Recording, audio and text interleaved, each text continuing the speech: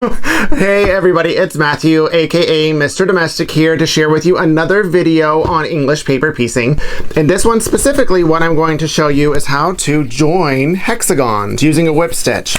So we're going to start with 3 separate hexagons, then I'll show you how to get to 3 join hexagons in 2 steps. The first step is going to be sharing a basic whip stitch with my milliner needle in tow and my thimble pad. I'll just show you how to join the 2 together. And then once those 2 are together, then I'm going to show you with this how to get through this corner. It's a little tricky if you don't know the process. So if that's what you're here to learn, stick around. First, I'm going to show you a basic whip stitch, piecing 2 of the pieces, and then I'll show you how to get the corner, this right there, whenever you're piecing a 3rd piece. For this, I'm using Moonstone Pure Elements Solid from Art Gallery Fabrics, of course, and then an 1.5" hexagon.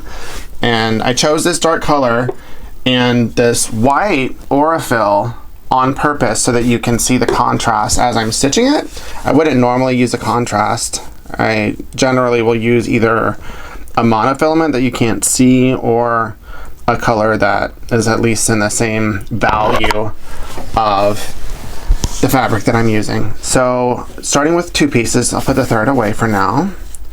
Just putting them together, right side to right side. And I'll start on one of the corners. And as you will probably see if you haven't already, I'm using a thimble pad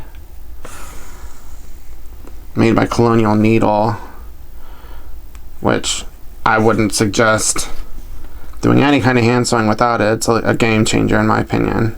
And I do a double knot on the edge and do it pretty snug if you can see it. And then whip stitching, you just are always going to stitch in the same direction.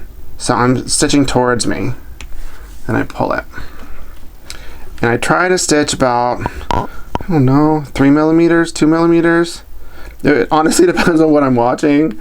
If I'm really into something on Netflix, a lot of times I'll get lost and I'll be stitching on the same piece for like 10 minutes and each stitch is like a millimeter apart. But that's the joy of English paper piecing, honestly, is it's very zen, it's very like chill, you can do other things. Like this morning I watched Helena play soccer. I mean, not really play. She's only almost 4, so she was like being goofy on the soccer field. Next time, if the weather's good, I'll probably bring some with me and play on the field. Watch TV, take it to Starbucks. I've done it on the airplane. It's just really, really chill and relaxing. And it's one of the reasons that I love this, is it forces you to be present. So, as you can see, hopefully, with the contrast, what the stitches look like. And when I'm done, I'll open it so you can see them done. I know it's really exciting watching me sew. Woohoo!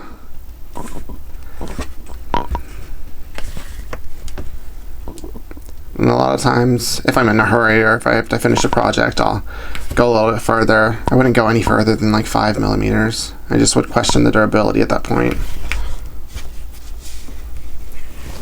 I'll just show you this here. You don't have to watch the whole thing. See it? And then the other side. You can't really see the stitch even here with the contrast because I'm stitching pretty close to the edge of the fabric. You want to try not to get the paper and just get the fabric. If you get a little bit of the paper, it's no big deal. So then next I'll show you stitching the corner.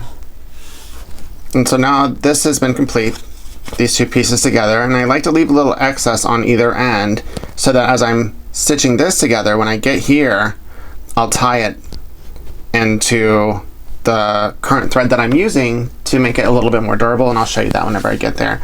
But now I'm going to essentially put this piece right here. And you start here, and you do the same technique. Sewing is the same. Start at the beginning.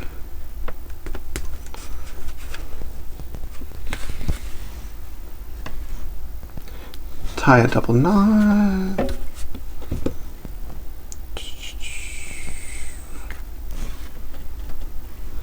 And then whip stitch.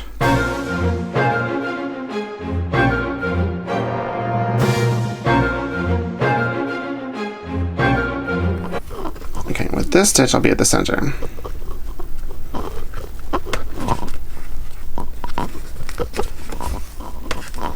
So now I'll take this thread and I'll double knot it right here, just so that it's secure. And also, whenever you're doing this other side, because now we're going to fold this over, just fold the paper. See how I folded that to get this? But by tying that right there, it will prevent the seam that you just sewed from opening up, which will sometimes happen as you're getting to the next seam. And then I just go all the way to the end,